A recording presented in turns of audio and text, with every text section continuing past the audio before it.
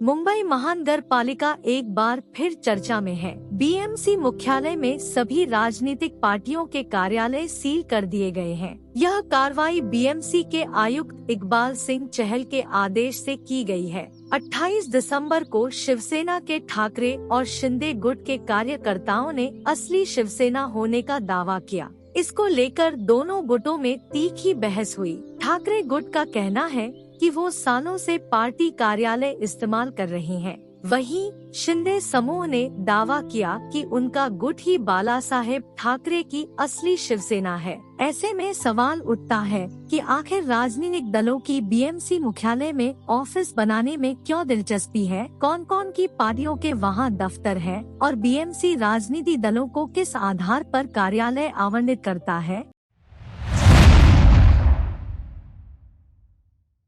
वर्तमान में बीएमसी में 5 राजनीतिक दलों के ऑफिस हैं। इनमें Shiv Sena, Bharatiya Janata party, Congress, national Congress party और समाजवादी पार्टी सभी ऑफिस इसकी पुरानी बिल्डिंग के ग्राउंड फ्लोर पर हैं। राजनीतिक पार्टियां यहां अपना दफ्तर क्यों बनाती हैं, अब इसे भी समझ लेते हैं। इंडियन एक्सप्रेस की रिपोर्ट में भाजपा के सचिव विनोद शेलार कहते हैं, निर्वाचित प्रतिनिधियों के पास बीएमसी भवन के अंदर अलग से कोई कार्यालय नहीं है, जहां वे समिति की बैठकों के एजेंडे का अध्ययन करें, भाषण की तैयारी कर सकें, सत्र को संबोधित करने के लिए मुद्दों और प्रस्ताव को तैयार करें। ऐसे कामों के लिए वो पार्टी के दफ्तर का इस्तेमाल करते हैं। यह उनके लिए वर्क प्लेस की तरह काम करता है, जहां वे आते हैं, बैठते हैं, मीटिंग करते हैं और स्थानीय मुद्दों पर चर्चा करते हैं। इन दफ्तरों का इस्तेमाल खास तौर पर सार्वजनिक सेवा के लिए किया जा रहा है।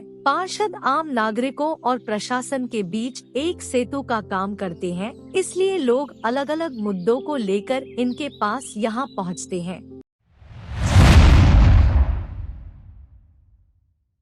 यहाँ ऑफिस का बंटवारा बीएमसी हाउस में पार्टी की सीटों के आधार पर होता है। वर्तमान में उदाहरण से समझे तो इस समय बीएमसी में सबसे ज्यादा 97 सीटें शिवसेना के पास है। 80 सीटों के साथ भाजपा दूसरे पायदान पर है। वहीं कांग्रेस के पास 31, एनसीपी के पास 9 और सपा के पास 6 हैं। इसलिए सबसे बड़ा ऑफिस शिवसेना और भाजपा के पास है। नियम कहता है, कार्यालय नागरिक निकाय के तहत आते हैं। हर चुनाव के बाद परिणामों के आधार पर पार्टियों को ऑफिस आवंटित किए जाते हैं। 1970 के दशक में कांग्रेस के नाम रिकॉर्ड था। कांग्रेस सबसे बड़ी पार्टी थी, इसके पास सबसे बड़ा कार्यालय था। 1997 से शिवसेना नंबर 1 पार्टी बनकर उभरी। वहीं 2017 तक भाजपा के पास 30 सीटें थी, लेकिन 2017 के बाद हुए चुनाव में तस्वीर बदल गई। इसी तरह आने वाले चुनावों में अगर शिवसेना को कम पार्टी मिलती है तो उसके ऑफिस का दायरा घट जाएगा।